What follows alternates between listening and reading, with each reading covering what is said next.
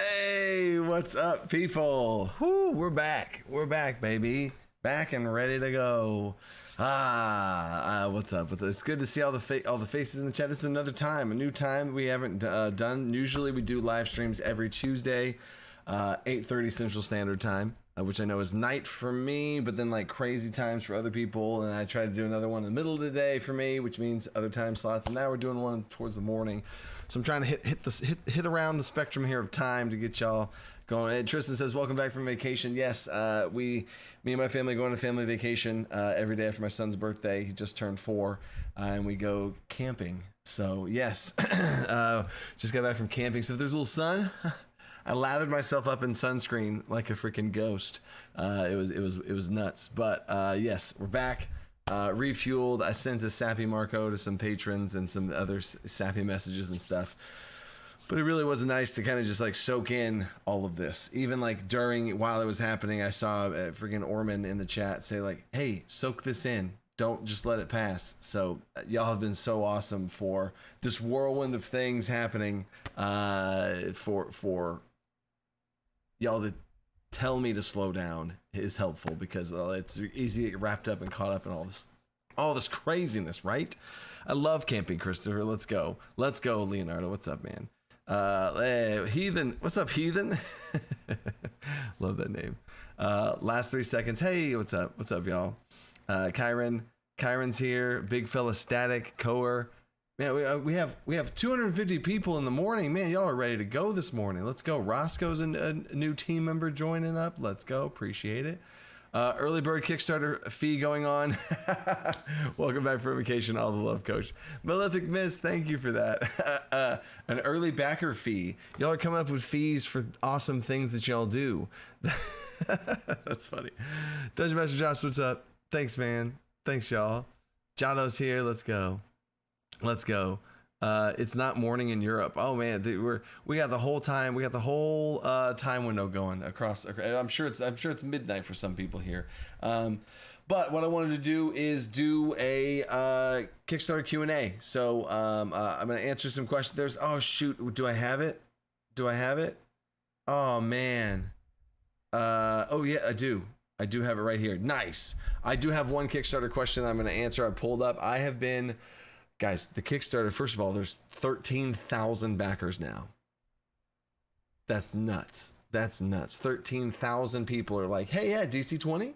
Sounds cool. What's going on? What's up with DC20? So that's been nuts to even just think about. So yeah, that's how this whole thing's gonna go. So if y'all have questions about the Kickstarter, questions about DC20 in general, I guess as well, sure, ask that. But in general, I do these for Kickstarter questions. If you have any questions about people, or if people have questions about like backing or what's going on with the Kickstarter and all this kind of stuff, I'm going to try and give as much answers to those questions as possible. I also go through and read every single comment that I can. I've got me and my team members jumping in there trying to grab everything up. But with 13,000 people, we have over 1,000 comments on the whole thing, which is a lot, especially when I'm like, hey, I want to try and get 0.8 out for you guys. So lots of stuff going on, but I want to stop and kind of celebrate, answer questions, all that kind of stuff. That's what these are all about. So if you do have questions, ask #question. Make sure I can see it. I don't have any moderators with me. Oh, Wolves, are you here? Is Wolves here? Let's go, Wolves. Hey, Wolves, are you able to grab questions? That'd be great. Let me know. I got the chat up. Say something in the moderator chat if you are here and able to do it. Oh, what's the 2 million stretch go? Oh, I see you, Louise. I will say there are some things in the works for both ancestries and digital DC20 support, through whether it be VTTs, character creations, online compendiums, and such. And for ancestries that I have mumbled things about and other things like that. So there's your question for that. But yeah, even just thinking about a 2 million stretch goal is nuts. Cobalt Press making DC20 content? I don't know. I have no idea. I mean, I talked to the creator of Cobalt Press at Gen Con last year, but he didn't know who I was. He didn't know what I was doing. Didn't know anything about DC20, of course. So I think the game's changed now as far as DC20's, place in the ring of TTRPGs, right? So Who knows if Cobalt Press would, but they have Tales of the Valiant, so who knows? And then I also saw another chat say like, "Oh, did you pass Shadow Dark and Tales of the Valiant?" This is true. This has been wildly exploding because we are not by any means a large channel, and we've also gained like thousands of subscribers too. Like, I've been in the 50,000 range for like a year. I have not been trying to grow the channel. I've been trying to grow DC20. I have not been trying to grow the YouTube channel of the Dungeon Coach. If I did want to do that, I would be making way different kinds of videos. I just want to make videos about DC20. So I've just been doing DC20 stuff the whole time. So, so there's that. And then, oh, he's at work right now. Okay, cool. Wolves is not clocking in as a moderator. He's just at work right now, hanging out. So the questions are going to be, I'm going to be answering as best I can. So if I miss questions, I apologize right now. People that are asking questions and all that kind of stuff. If I don't catch it, I usually have a moderator that catches them and I go through them very organized, but we're kind of, it's a bit more of a wild ride right now. How am I holding up? Thank you, Sword Playing Sorcerer. I'm holding pretty good. There's a nice little reset, but now I'm back in the saddle and lots of stuff to do. So heck yeah. And then martial checks are basically physical stuff. First of all, a martial check is athletics or acrobatics. Take the higher of the two, right? That's what a martial check is in general. And then there's physical checks, which is like all things agility and might. But yeah, there's types of checks. It's in the checks and saves section. Zulak, I got you. Combat mastery, Kremlin. Combat mastery works differently from skill mastery because I think that that's important to accentuate the types of things that they do. So combat mastery is things having to do with your class, things having to do with combat, and it naturally scales with you, which I think is cool. Like that's part of what it should do as you level up and get better. Your attack modifier gets bigger, your defenses and all that kind of stuff, right? And then the monsters get bigger and better and scarier and all that kind of stuff. So mastery scaling with level, that's a huge thing I wanted to do. But then it doesn't make sense. I've never liked in D&D how a proficiency bonus and you have proficiency in animal handling, and then it just naturally out of nowhere grows with you, or your trade skills naturally just happen even though you've never done anything with it. You've done no work on them, you've not practiced them, you've not done anything during downtime, you've done nothing, but they just grow with you as you level. I didn't like that, so I've separated those together and have skill mastery be something different. And I think that's a cool way to be able to customize your character and put skill points into things that you want to grow in different ways. So I think it's been a fun thing for character creation. And then, yeah. And then Paul Harrison, as far as any sort of lost noise, how do I check on where? Typos and stuff, it's all Discord. Any sort of feedback or you catch any sort of typos and stuff are going to be on Discord. That's always the best place for that. Previews of the Spellblade Game Junkie. I gave every Tuesday I do these live streams, except for just DC20 Q&A live streams. I do those every time. I do those all the time. These Kickstarter ones specifically, I'm just doing it different times during the Kickstarter, and then these will stop because once the Kickstarter stops, and then we'll just stick back to that Tuesday 8:30 Central Standard Time slot. And then every Wednesday morning I do a patron only live stream, and I do some sneaky pickities there, so they got to see this Spellblade. And then next week I'll be finishing off developing of the Spellblade because we've gone through some more revision processes with myself and the team, and then it's in a pretty freaking cool spot. But I'm going to be getting some feedback from patrons on that as well with the Spellblade, because there's a really cool branches that the Spellblade gets to be able to choose from. But I've said too much. And then if you upgrade your pledge now, Orcus, you don't lose your backer, anything about backer stuff. You don't lose any sort of early bird backer things. If you manage your pledge, don't cancel it and then do another one. Just go to manage in the top right corner of Kickstarter, manage pledge, and then you're good. I did a video on that in update number 2. And then what's that? I'm trying to see. There's so many questions. I got you guys. I'm gonna do my best here. Y'all. Chris Ward, congrats on hitting your initial Kickstarter goal. Looking forward for the continued awesome work for yourself and the team. Thank you, Chris. Thanks, Chris. Yeah, I mean, the huge Kickstarter goal that 1.3 was what I was like, oh yeah, you know what? That's gonna be wild if we hit 1.3, and then here we are, already past it, and like 17 days to go. So nuts.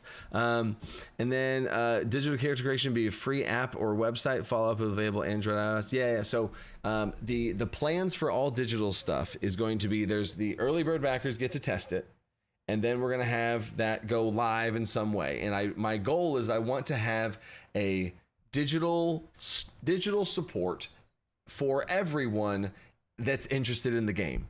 And then if you want to, like, oh, you know what, let's play, then there'd be some sort of thing where you can make your character behind that, right? So there would be some sort of, and I don't know, we talked about this last live stream, so I don't want to get into it again for everyone who's also here, but I don't want to do all of the nickel and dime charges of like, okay, buy the PDF, okay, buy the book, okay, buy the VTT for Roll20, buy the VTT for Foundry, buy the VTT for this, buy the online character creator, this and this and that, this and this, and like, well, you know, I don't want to charge y'all all over the place, right? Now, digital software, website, apps, and all that kind of stuff costs insane amounts. I've been quoted $2 to $3 million to be able to do certain things, right? That's nuts. We don't even have that to make the game in the first place, right? So making the game is going to be all these cool things, but then to turn it into digital is a wildly expensive journey. So we have to facilitate that in some way. So there will be some sort of like the cool goal, just like we did with the rules. The levels 1 and 2 are available for free right now on the Kickstarter. Click the link and all that kind of stuff. You know, send them to your friends for free. Levels 1 through 2 of the game are essentially available for free. But if you want to see the more and get the full game, that's going to be something that you would obviously go, you know, support the Kickstarter for, or let future sales on, whatever, right? That's the idea. And the same kind of idea is going to be present in the digital version, right? Where, hey, everyone levels 1 and 2. Yeah, cool. Play around. But if you want to go and get the whole big kit and caboodle, you know, and VTT integrations and all that kind of stuff, that's kind of where that works out for us, or for the community and everything, right? So let's see what else we got here. Classes like Scion be released before max level is reached, or will they ever release entirely? Missed. Like one score classic up to 10. So yeah, the Scion is going to be released. This is actually really cool. The Scion has had a rework. The Scion's been reworked and is in the coolest place the Scion's ever been. I know it's weird talking about the Scion because the Scion is not in the core rules, but the Scion, the reason why I'm talking about it, not only just because of the question, the Scion is going to be released on the DC20 magazine on July 1st. It's going to pop out July 1st. It might be paired with the Kickstarter. I think, no, I'm just going to, it'll send out July 1st. We always release it on the 1st, right? So on July 1st, the Scion and the Scion class update, which is a big update and rework in a lot of cool ways that I don't want to spoil right now, but there's a lot of cool stuff there. And then the Cyborn Ancestry are going to be released, and that's going to be the first volume of the DC20 magazine. DC20 magazine's available to patrons, and that's going to be where that kind of comes out at. So the Scion will be showcased there, and then same thing like with the Artificer. That's the first place the Artificer's going to show up. All the other classes, Elementalist, Shaman, Shifter, all these other classes will show up there as like the first little, hey, check this out. You want to play with that? See what's going on. And then we have awesome feedback, and then they can polish it off, and then it gets published, you know, in a future expansion to the game. So cool. And then let me get caught back up with some other things here. Joe M just coming in and giving a late fee. Thanks, Joe M. And then Chris Ward, another super chat. Any plans for a Bastion system in the core game, or would this be something in expansion later on? What is the Bastion system? I think that's like building and like building stuff, and like, what's a Bastion system? I don't know what a Bastion system is. I think that's like a building or like of things like that. Let me know what that is. Am I right there? And if that's the case, no, that would be a later expansion type thing. Downtime home base. Bastion's a 5e mechanic, building a settlement. Oh, okay, cool.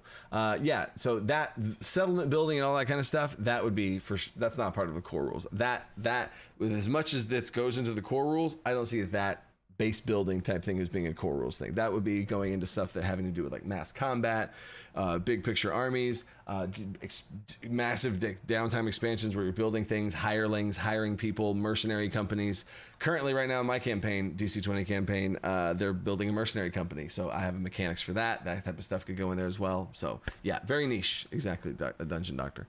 And then, oh yeah, I mean, there's so many cool things going for Artificer. Yeah. And then, okay, y'all are telling me about Bastion system. Y'all, man, you guys are on top of it, y'all. We're at 433 people. That's also crazy. Happy Father's Day. Oh, I appreciate that. Appreciate that, dude. Question from Kaler, If join Patreon after July 1st, will I get access to DC20 magazine? Yes. Oh, I missed your super chat, Kaylor. God dang it. See, this is what happens when I don't have moderators. Hold up. So no, on July 1st, the DC20 magazine goes live on Patreon, and then anyone who joins after that gets access to that, and then it stays on Patreon for like 2 months before it leaves, and then goes to the website 2 months later. In general, is how that works. So yeah, and then Liam, magic item rules. Magic items will probably be a 0.10 situation. Magic item 0.10. I got you, Liam, is my estimate there. And then Kaylor, I'm scrolling. I don't see your super chat. Oh, Kaylor, that was way back. It's my birthday, therefore birthday fee, bro. Kaylor, can I reject this super chat? How do I? It's your birthday, bro. Kaylor, let's go. Shout out and props to Kaylor. Happy birthday, Kaylor. Kaylor has been awesome in the I talked about all the polls and what did I just do? I talked about all the polls and stuff. The comments. Kaylor's been wildly helpful in the comments, just going through there and answering so many questions in the comments. So happy birthday, Kaylor. Happy birthday. Heck yeah. Let's go. What Patreon rank do I need for the DC20 magazine? Honestly, the DC20 magazine normally is the $15 tier. That's what the 5e playbooks were at the $15 tier and all this kind of stuff. But with everything going on and how awesome things are going, I'm wanting to drop that down. It's so for sure right now it's going to be the $10 tier or $5 tier. It's going to be one of those two. I'm already dropping it down just because like that's what I want to eventually do with all this support. Like whenever things are going crazy awesome, I want to give back, which sounds like counterintuitive almost maybe, but like if things are going if things are going well and great and awesome, there we go. If things are going awesome, I want to try and look for ways to give back and do all that type of stuff. So I don't have to try and like scramble like I have been for the last really 5 years, honestly. So I don't have to scramble as much trying to set things and price points and all this other type of stuff and what's the most optimal. Well, I mean, things are crazy. All right, cool. Let's do it like it. So it'll be either a $5 or $10 tier for the DC20 playbook. It honestly might start off at the $5 tier since it's at first it's not going to be as big, and then as we grow it, maybe it goes up to 10 when there's more content in there. But yeah, so that's going to be the cool stuff there. So yeah, it's going to be at the lower tiers for that. Heck yeah. And then go home, you're drunk. Blah, blah, blah, blah. And then okay, cool. So then there's Kaizo. I got you the same question. And then what sort of subclasses should we expect from the beta DC20? I'd love to see an Echo Knight fighter other than Paladin. What kind of subclasses from the Spellblade? Oh man, the Spellblade. There's like Blood Hunter, Paladin, Blink Mage where you're teleporting around. I was actually doing another Echo Knight where you create duplicates of yourself with like illusionary stuff. Like that's for sure going to be a cool subclass, So yeah, I think the Spellblade's going to just have super cool hydration check. Thank you, LK. Oh my god. Yeah. You can't be drunk. You haven't finished the Purple Dragon cocktail. I remember you asking me about that. Echoborn. Whoa. And then, cool. And then, explaining. Oh, okay. Let me go back to the questions. I've seen so many questions and I feel so terrible that I have not been able to answer all of them. But actually, KD&D is jumping in here, answering things. Oh my gosh, Kale, let's go. Let's go, brother. Awesome. So I do have a moderator here now. Let's go. I'm going to answer some of those. I'm going to answer some of these questions because they were asked earlier and I missed them. So I want to appreciate everybody that's coming here since the beginning. And then Sabinja, late fee. Keep it up, coach. DC20 going strong. For sure. That's almost an understatement, and you are one of the biggest supporters since the beginning, dudes. Appreciate you again coming in, super chatting. Crazy. All right, so now I am going to I keep every time Sabinja says something, I think of playing with Sabinja in the one shot and his shenanigans. So anyway, so now the questions that my moderators have been snagging up, so appreciate that. Oh, what's up, Peak D&D? I see you, Ben. What's funny is I was waiting to see if I saw Peak D&D bop in here, and I have this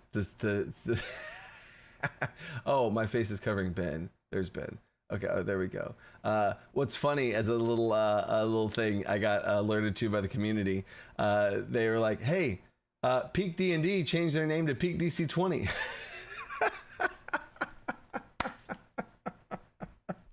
I was like, "No way!" And then, sure enough, because their name is Peak D&D, but they play a DC20 campaign. They got like 8+ episodes now. They've done a whole bunch of a DC20 campaign, and one of them is a Scion, for the record. And I'm gonna have to blow y'all's mind with the Scion rework. I'll have to send that to y'all early so y'all can be playing with that. But yeah, I thought it was hilarious to see the Peak DC20 up here. Oh, it's funny. Anyway, and again, the content creator community has been nuts. Absolutely nuts as far as how many videos have been cranking out here from all over the place. I saw Insight Check make another video, T and Tori throw out another video. So yeah, it's been crazy. I was coming over here for a reason. Oh yeah. There's the questions. The questions. Ramflax. If you have a natural weapon and Monk's Iron Palm, would it stack to 3 damage? No. Or would you get Ancestry refund for Iron Palm just being better? So if it's a direct upgrade, then you get the Ancestry point refund, right? But it's the wording. I think this is important. The wording on. Let me go to. Oh, perfect. It's right here. Let me go to Monk and read the Iron Palm thing, because it says your unarmed strikes just deal this much damage, and if you look at all of the other natural weapon things, it's not stacking it up to where you just have this wildly powerful unarmed strike. And then there's the Monk. Enlightened. Iron Palm. There it is. Your unarmed strike deals 2 damage and you're considered a melee light weapons, right? So that is going to be separate from just like stacking things up with that. But then I have to go over to that feature. So in general, no, they do not stack. And if they did stack by some means, that's unintended and would be fixed, right? So there's that question answer. And then Rare, welcome back. Hope you have a great time with your family. Reached out to Pierce, looking forward to see where we're synced up. Hey, what's up, Rare? I remember that email. I've never received so many emails in my life, but I remember your email, Rare. Appreciate you, dude. And then Liam, if we reach 1.4 mil, what might be added to the Haunted one shot that's not in the ones we have? Yes. So if y'all did not know, let me pull this up. Where's the project? Story view project. There we go. Okay, let's hit this up. So here, I'm still in the middle of the screen. What? There we go. All right. So 13,000 backers. That's still crazy. So then if we look here, that's the next stretch goal. Is the community one shot. It's the hunted PD. It's the hunted one shot given away to everybody for free. Every single person in the world's getting this for free because y'all are so crazy and awesome. And I think that's just going to be good for the community to be able to like, hey, DC20, awesome, cool. Oh, I have the 0.8 rules. Well, shoot, how do I? You're also going to have an early access PDFs for the monster, the starter booster pack for all the Kickstarter backers and all that kind of stuff. But then out there for free is the rules of the game, like the preview of the rules, like we talked about at the beginning of the stream. Those people need a one shot to play. So there we go. The Kickstarter is doing so well now, we can actually also give back to the community too. So there's going to be monster stat blocks going to be updated. There's been lots of work with monster stat blocks. We so far have never released a monster stat block. So that's going to be a cool thing to kind of show you guys the efficiency of the DC20 monster stat blocks that are still going to get iterated on and tweaked and all that kind of stuff. So no worries there. But yeah, so that's going to be there. There's going to be some other quality of life changes to the story. Possibly the NPCs have been changed up. Their ancestries of the NPCs have been changed. Some features and abilities and all of that type of stuff. So it's just going to get the polish up and love apart from where the hunted was, because the hunted was something I made to play at Gen Con and then copy pasted it from my Notion document into a Google document and sent it to my editors to put into a thing to give to the community. It was just like a really quick turnaround thing, which is why it has the stat blocks and stuff are a little bit chunky. So yeah. And then I'm still getting caught up with Super Chats. Iron Wolf is overload intended. It is all combat feature or on for a turn and off when it's really needed. Had a tough experience with it in bad rolls. Exhaustion 4. Whoa! Exhaustion 4? That's insane. No, you just turn it on.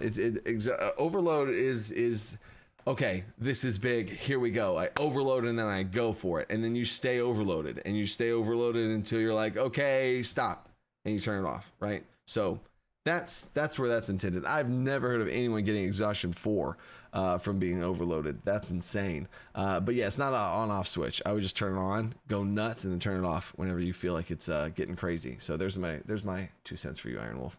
That's awesome.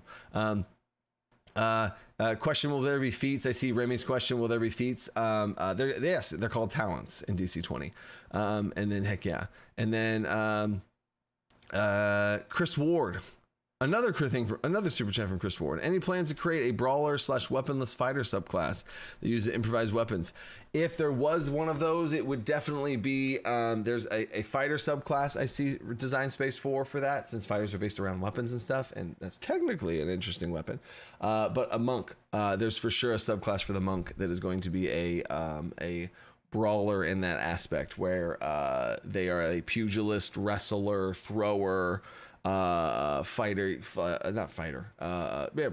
pugilist type situation, is gonna for sure be a monk subclass as well. And then there might be a spell fist, right? Like a spell blade that has a spell fist. Wouldn't that be crazy? And then Theory Laurent, thank you for the first time super chat. Theory Laurent, I love that. Theory Laurent. Oh, I keep wanting to say your name. Hey, Coach, is one of your latest videos you mentioned a lot of things are called points. Have you considered calling them MP and SP just mana and stamina? So, yeah, so it's all about, like right now, everything's called points, and it's just a very simple points. Points are a very simple concept. But then once you have too many points, then it's like, oh, ancestry points and all these other things. I also separate things like ancestry points and things like that, like during character creation, aren't things that you interact with consistently. Now, mana points, stamina points, those you do interact with consistently, right? But I think as far as efficiency goes, it is much less efficient to keep saying the word mana and keep saying the word stamina, like writing it out every single time, than it is for these letter abbreviations. Another thing I'm looking into is coming up with symbols, like getting symbols so that there's a mana symbol, a stamina symbol, an action point symbol, so that it really just cleans up the visuals for it. So there's that. I think that could be another way to alleviate that from what Theory's saying. So there you go. Crystal, will there be DC20 specific setting and lore? Yes, that is the third Kickstarter planned, is a campaign setting for DC20. There's some lore that's been teased. There's some lore that's been talked about. I still owe you guys a lore dump live stream from the crazy live stream we had at launch. So there'll be more stuff revealed about the campaign setting and lore of DC20, but the world map's already done. It's been, it's super cool stuff. I'm so excited to share that type of stuff. But right now, obviously everything's focused around the game, like the core rules of the game. And then, but yes, there's absolutely, those things have already been worked on and will continue to be. Drunken Master for sure, Leon, 100%.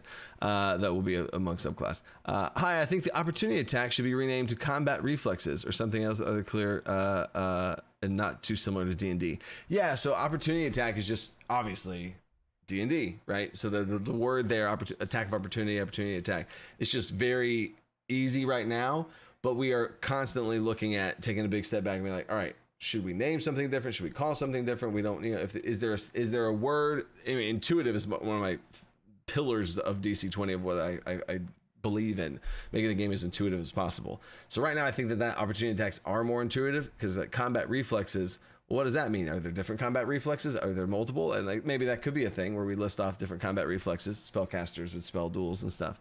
But we are not locking in names, just especially not for the reason to name things because of D&D. I think that obviously plays a big role because D&D is so massive, and people probably have played that. If they're playing DC20, they've probably played D&D. You know what I'm saying? Which will be a lovely, like 2 years from now, fast forward, take everyone who's played DC20 and be like, have you ever played any other games? And like, what percent of people have only played DC20? That's crazy to think about, because normally it's like, oh, all I've ever played is D&D, or all I've ever played is Pathfinder. All I've ever played is, so that'd be a crazy thing to even think about. Just going down that rabbit hole you just started me down. So yeah. And then, combat reflexes are from 3.5. Oh, thank you, Wolves. Cool. Oh, reactive strike and all that stuff. Oh, see. So there, we might rename things like that if it makes sense. But if not, then that's what it is currently, but we're not, locking that in. All right, so back to the questions we were asked earlier. Aqua Astra says, will the Stars Druid be implemented from a later expansion or stretch goal?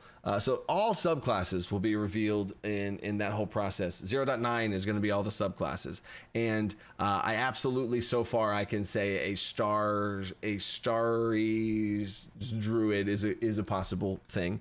Another thing, the druid subclasses are basing some around the elements in nature, like weather or a fiery desert type situation, and there's other subclasses based around environment things. But I mean, the starry night sky, that is the moon and the sun and so yeah, there's a lot of cool stuff.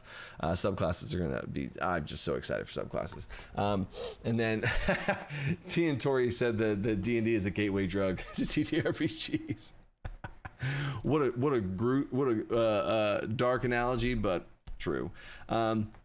Patty Cake, question, is the core cover artwork inside the book as well? Only Humpa hanging up a legendary cover, missing out on the artwork. Oh yeah. So I've seen this comment before, Patty Cake. In fact, I'm gonna make a note of it right now because I don't want to forget this. Is make sure the standard cover art is inside the alternate cover as well. Yeah, I think that's going to be that's something I want to do. Just because, I mean, that's the core cover of the book. Alternate cover, yes, but when you open it up, I want to be able to have that in there as well. So yeah. And then, is it really functional for me to make a beast fighter with the same traits that gives him 4 arms, use 3 weapons, have multiple passives from adaptive arsenal active?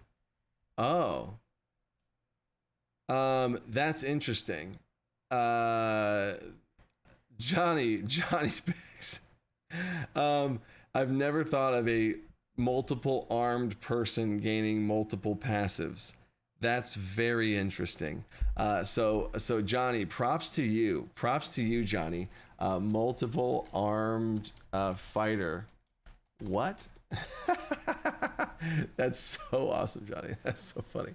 Oh man, it's funny. More arms. I never thought more arms would be ever oh hey, if a fighter has so many arms, they could be dual wielding and having a shield, and that's so crazy. Oh, that's funny. And then I see you, Moon. Moon is going a coverception here. Next question that was asked earlier is, any thoughts on making the prime variant max equals mod the default? Could help balance builds a bit more viable. Yeah, so that was a whole thing. Cayman.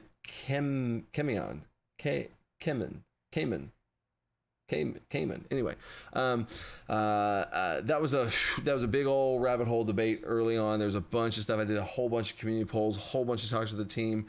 So I just think it's outside the spirit of the game for it to be, oh yeah, your prime just equals your max.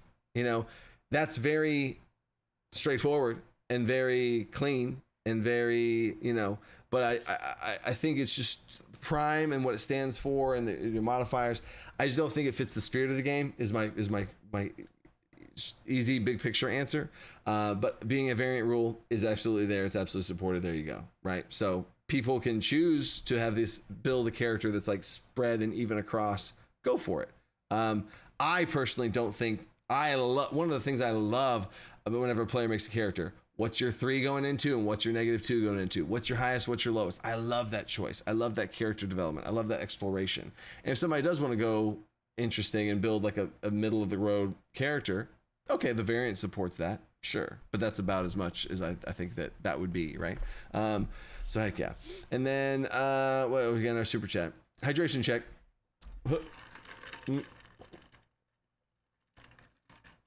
Yes, I use Notion as the thing that you've seen on the screen before.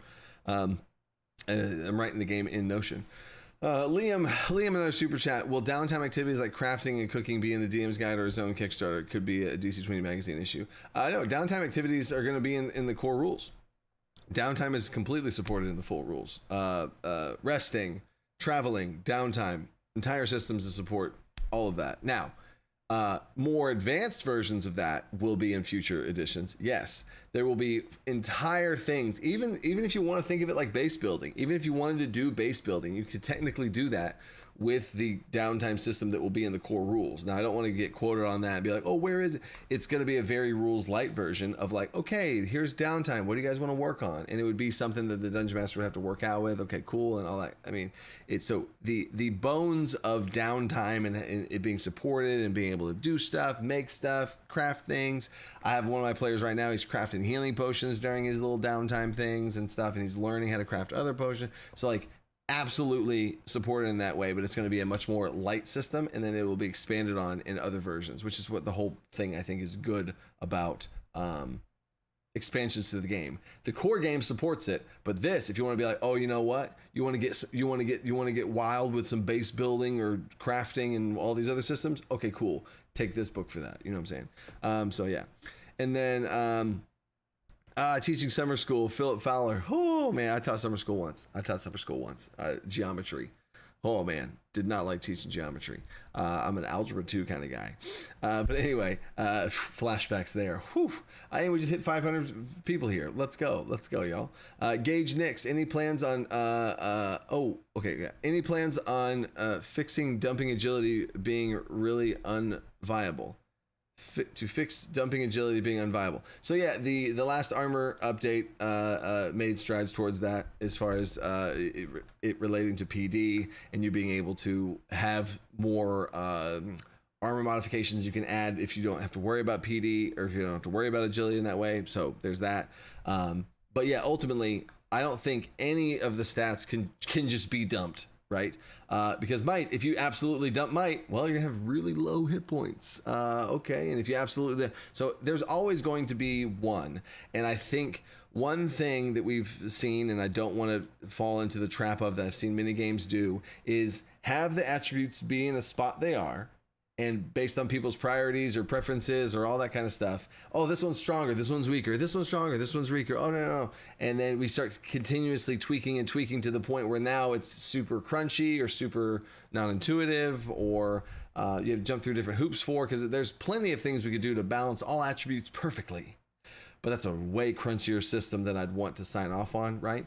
So agility is being looked at constantly, for sure. And I know agility is strong and it's tied to PD and all that kind of stuff.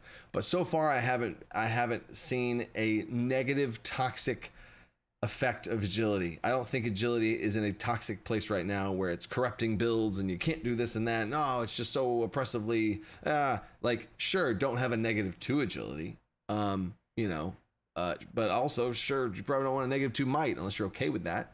And then if you do have a negative agility, then maybe make sure you're good on might, and then you maybe can in some other builds and some other things. So I think that's in a fine spot right now. It's definitely always being looked at as far as what the attributes are strongest, especially as the game evolves and we keep adding more stuff to it. So I hope that helps answer that question, Gage.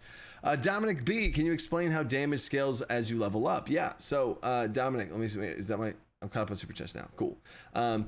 So scaling in general, right now, current version DC20 is levels 1 and 2. But then, okay, what about scaling? What about level 5? What about level 10? What about all these different things? How's damage scale? So a lot of scaling things, there's 3 different ways and 3 different branches that we can go. There's magic items that could possibly affect that. There's class features that could affect that. There's level 5 upgrade features, level 10 epic boons. So there's so many different parts of the game and different levers and knobs that we can choose to switch to be able to have damage scale, but then also make sure that it doesn't scale too much, because I don't think anybody wants to see us get to the spot where like, okay, well now you're just adding all the weapon damages are all added, now you're dealing a minimum of 10 damage and plus all the buy 5s, and then every buy 5 you think every 5 that you beat the armor class or the defense by adds 1 damage. Well, let's change that to every 5 you beat it by deals 2 damage. And then criticals are 4 damage. Whoa. So we have a ton of levers and knobs to adjust all of those things.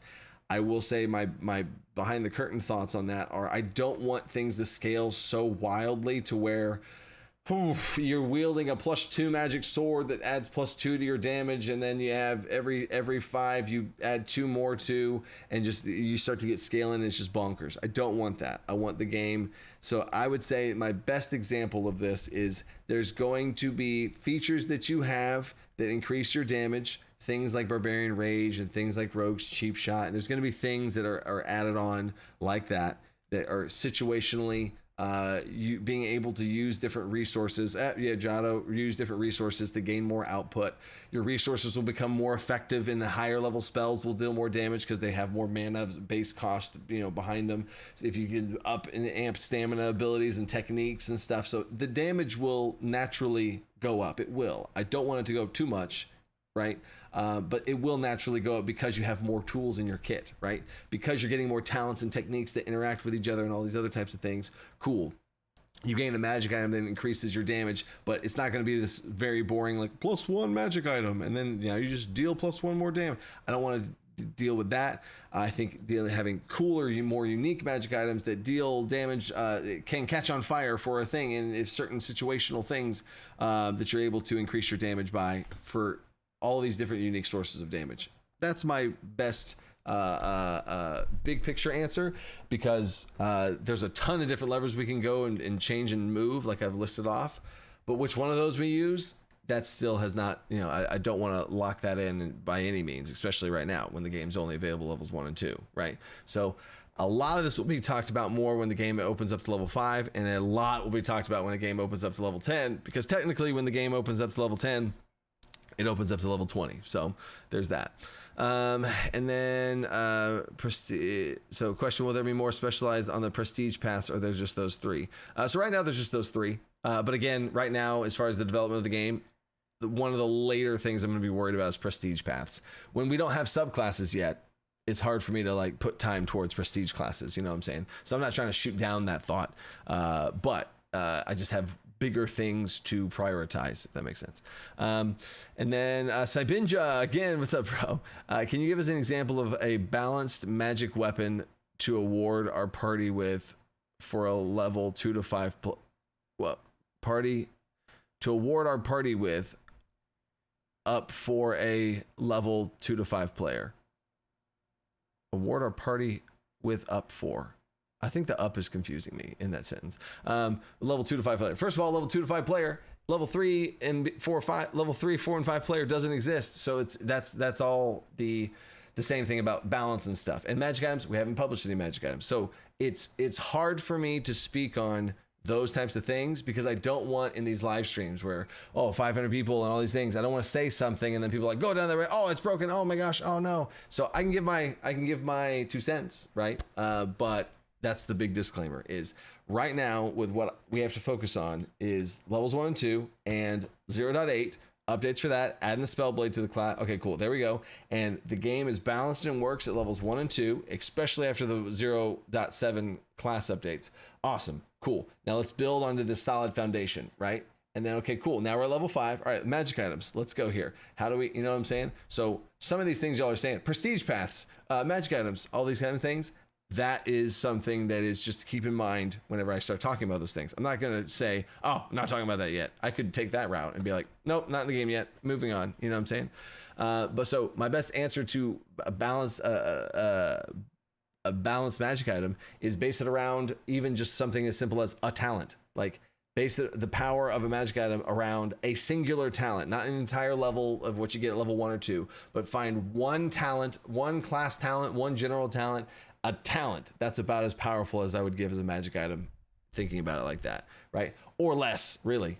Because if you give a talent to someone, that's almost like they just kind of half leveled up. Oh my gosh. But leveling up pertains skill boost, attribute boosts, any sort of things that comes on your class table, and then usually like 2 features or so. That would be like a level's worth of power. So if you're given a magic item, don't give a level's worth of power. I would say 1, like 1 talent's worth. And even that is the strongest I would go, at least right now, as far as the level range that you're at. But then, make it situational and give them, let it give them access to something cool, whether it be access to a cantrip or access to, you could easily duplicate things like that. But now we're getting into more general game master tips on handing out magic items. So I hope that helps. Peak Jarbex, more arms is a trap. More arms is a trap. Remember the three creen. Hydration check. That's funny. That is funny. The multiple arms, gotta watch out. And you can totally make the Beastborn. You can totally make a Thread Crane, 100%. And then I just saw a question. Oh shoot, Samurai subclass. Amos says Samurai subclass. Yes, the fighter's gonna have a Samurai subclass, for sure. And then y'all keep trying to ask for the Spellblade. Oh, there's lots of the Spellblade. I'll probably have a video releasing the Spellblade right when the Kickstarter closes, because that's going to be whenever it's done and released to backers, and I'll make a video about that. You'll kind of see some stuff. But basically, they're going to have some sort of a smite-like feature where they can imbue their weapon with magic and choose a damage type of their weapon. So yes, you could choose Radiant and go down the Paladin path if you want to in that way, or you could choose Fire and So you're going to be able to choose a type to imbue your weapon with, swing it, and deal some damage with that weapon. And that's about as much as I'll say on that. Does magic item economy work better than D&D? Does magic item economy work better than D&D? So that's the thing. Again, Trek, y'all are on loving questions about parts of the game that aren't done yet. But again, I love it. I love seeing the interest in the parts of the game that aren't done, and that's obviously what these Q&As are probably best for, is to ask about questions of the game that haven't yet been developed, haven't yet been discovered, right, by the community. So, because general questions, we have Discord. Obviously, check out Discord. There's a ton of people talking about the rule verification questions, all that kind of stuff there. So, props to Trek and the rest of these super chats for asking about some next level questions. But yeah, as far as magic item economy, I can't speak to that right now, because there's going to be attunements and how attunements work and how many of those attunements you get. Do we even limit the number of attunements? Is that something that we want to dabble with? I think attunements will be a thing, and then like something like an artificer can manipulate and augment that in some way, and it also will help balance magic items. So I do think that's viable. But yeah, so and I can't necessarily compare it to D&D, because I don't think it'd be a fair comparison to a hypothetical system currently, right? And then Draven Zindel, love that name. Thoughts on support for single player? Are there plans for sidekick rules? Yeah, so sidekicks are one thing slated for an expansion, and sidekicks would probably come in that thing we talked about: sidekicks, companions, hirelings, mercenary guilds, base building, fortresses, all that kind of stuff, right? So that would be supported there. But as far as single player, I could easily see people playing DC20 as single player, and having a little companion that has 2 action points, and it's just a little NPC that, that's not going to be in the core rules. But that absolutely could be something in the advanced gameplay guide that I could see being put into there, which is the DC20's version of the Game Master's Guide. So there's that. And yeah, I think it's really, I would love supporting, the lower, like 1 and 2 players in that way. Dr. D Ruckle. It looks like you only need a D20, except the aid mechanic. Why is this? Why not keep the gimmick of only? Oh yeah, so D Ruckle. I think that's the name here. D Ruckle. Yes, DC20, D20. D20s. You use a lot of D20s, but by no means do I want a D20 and the shtick of like, oh, it's a D20 system, and look at all the D20s we roll. I don't want to be handicapped and restrained or held down or put in a box. Oh, we can only use D20s. God, sorry, other dice. You know what I'm saying? Those other dice play a role. Those other dice have cool things they can do, right? So I don't want to put ourselves in a box and restrict design space without using those dice. Like the help die, I freaking love the help die. Aid mechanic that you're talking about, I love the D8. D8, the average roll on a D8 is 4.5. That's a perfect number as far as the math of how that works and the balance of all of that. I love it. The bless spell, handing out D4s in that, adding D4s to rolls. I love it. D6, which is a buffed version of the bless spell. Oh yeah, heck yeah, rolling extra D6 to add these different types of things. Love it. A Bard's help dice being able to expand to a D10. Ooh, yes, love it, love it. So I don't want to be restricted by, oh, well, it has to be a D20. So what does a Bardic Inspiration do? What does Guidance do? What does Bless do? You know, oh, it's a D. You know what I'm saying? I don't want to just be stuck to only rolling D20s. So I think that would be. That's the reason why. I just don't want to be restricted in that design space reason. And then Chris Ward, another super chat from Chris Ward. I remember at one point you mentioned that DC20 will have more of a classic Trinity system, tank, healer, damage. Will there be bonuses for party that has this Trinity to reinforce a Trinity party build? No. Ultimately, I mean, I don't want to say that answer too quickly like that, but I by no means want to force my hand on how y'all play. You know what I'm saying?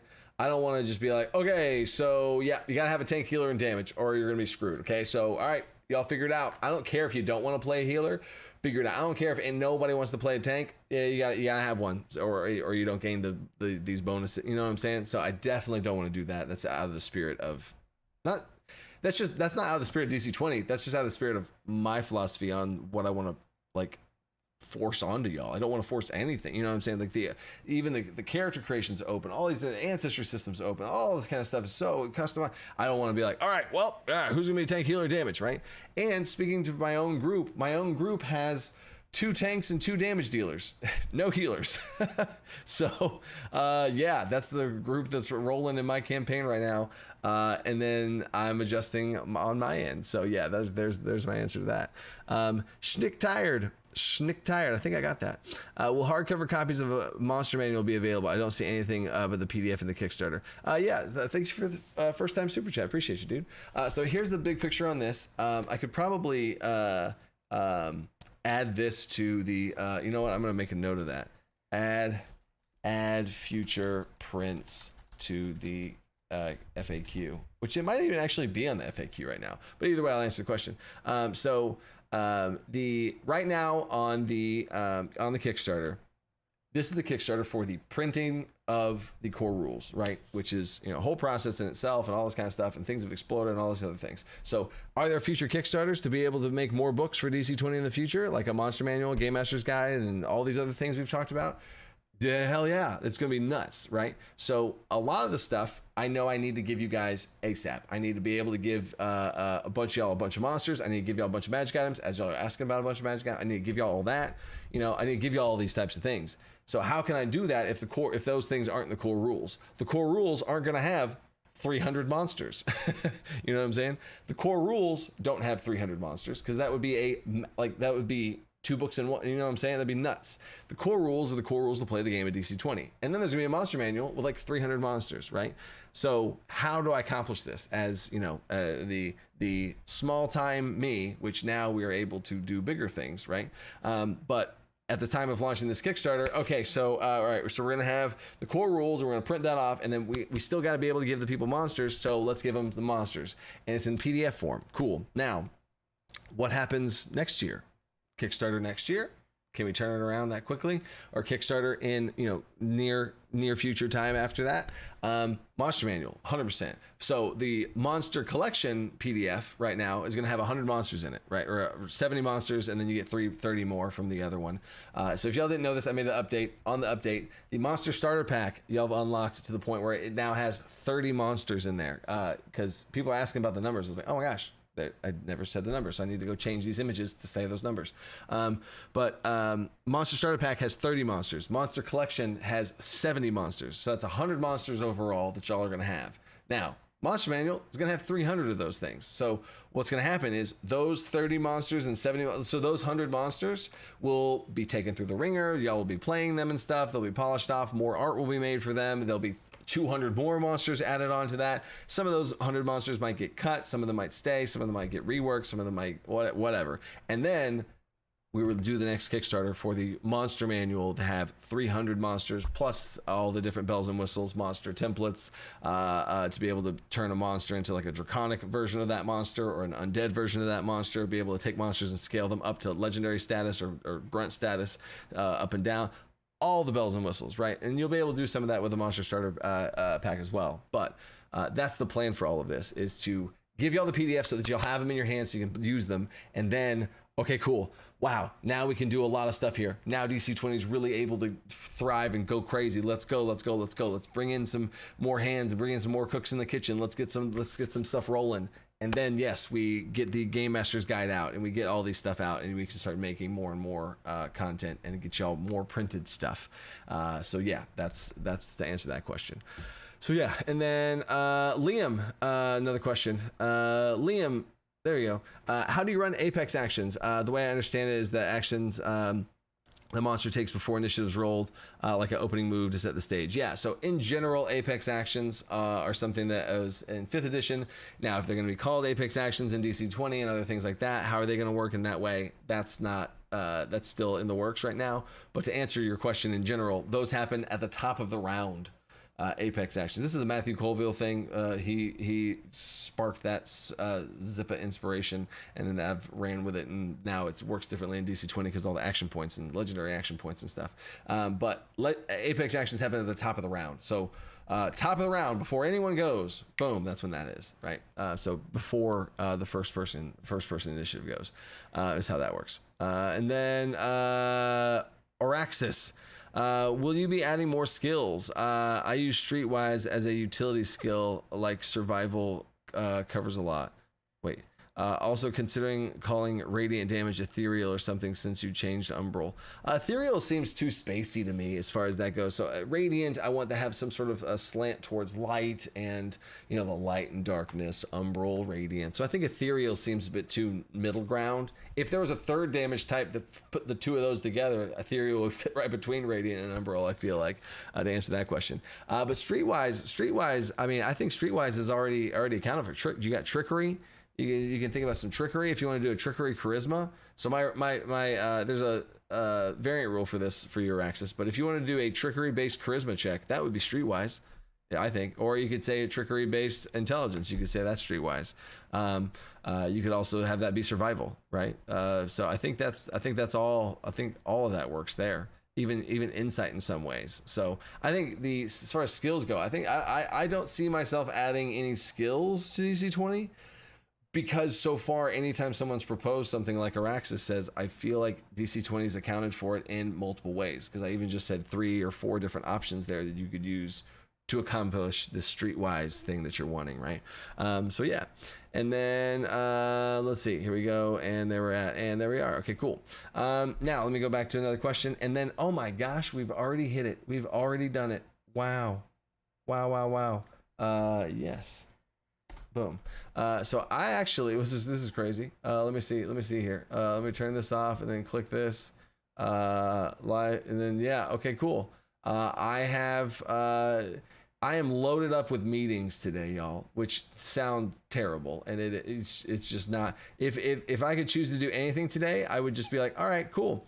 I'm going to finish the Spellblade and the Scion rework and the 0.8 weapons rework and or class progression table rework and or so lots of other cool things. That's all I would want to do. But in the middle of all this crazy Kickstarter stuff, there's a ton of meetings that I am in part of today, whether it be with my own team or with people that are interested in DC20 and big time things that are being big moves being made for DC20. So it's all good stuff.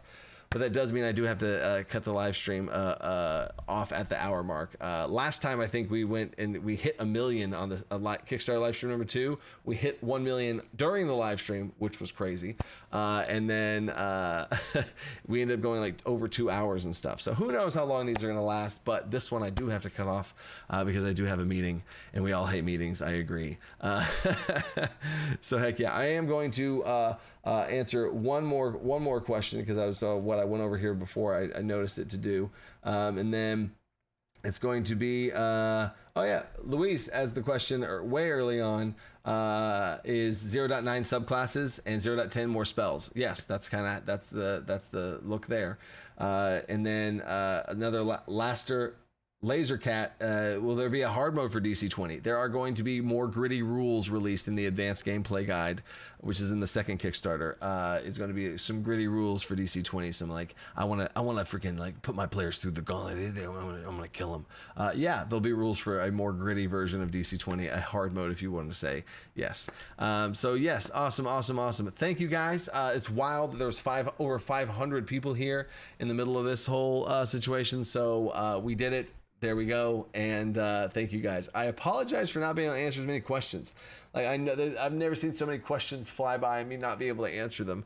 So thanks for KD&D for coming on and jumping in there. And what I might try and do, I'm going to go through all the questions. Side note, I'm going to go through all the questions that were asked and see which ones I can try and grab and snag in that way as well. And then also, this was a question, I promised I'd answer this question, so I am going to answer this right now. Matthew Grabert on Kickstarter asked, apologies if there's already been answered, but can you discuss the decision to make Paladins a Spellblade class while Rangers and Marshals and Bards are Spellcasters? So, Paladin is too specific to be a class. They have an aura, they have this whole touch healing thing, they have an oath that they're able to do with a certain thing, and then their oaths are then subclasses or something. That's always been a weird design space for how to design an oath, and like, what does vengeance mean and how does it be represented mechanically? They also can imbue their weapon with magic. Okay, wait, that's too specific. How about the class is a Spellblade that imbues their weapon with magic?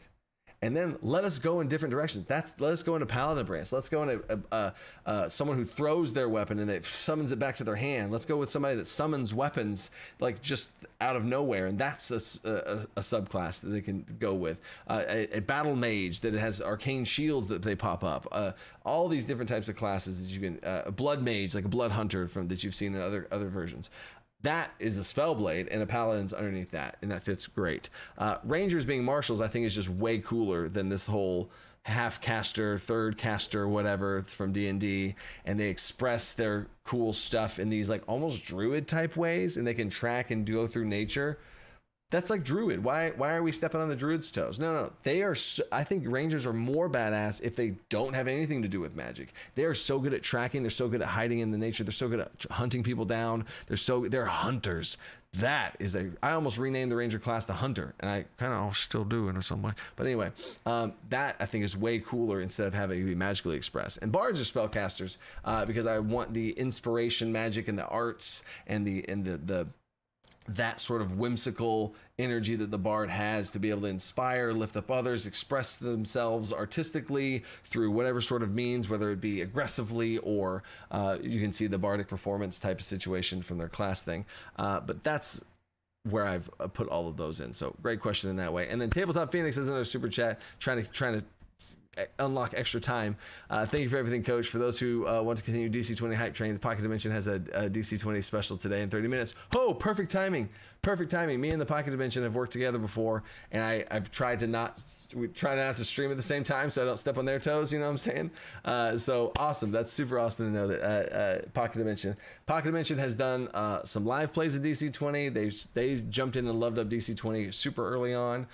So I might have that. I might have to jump in and I might be lurking in there while I do some other stuff here too. So sweet, awesome. You guys rock. Stay creative. Think outside the box. I'll be posting another Kickstarter update for when the next one of these are. I'll be posting on Discord. Stay tuned on Discord. Stay tuned for all that. Love you guys. Peace.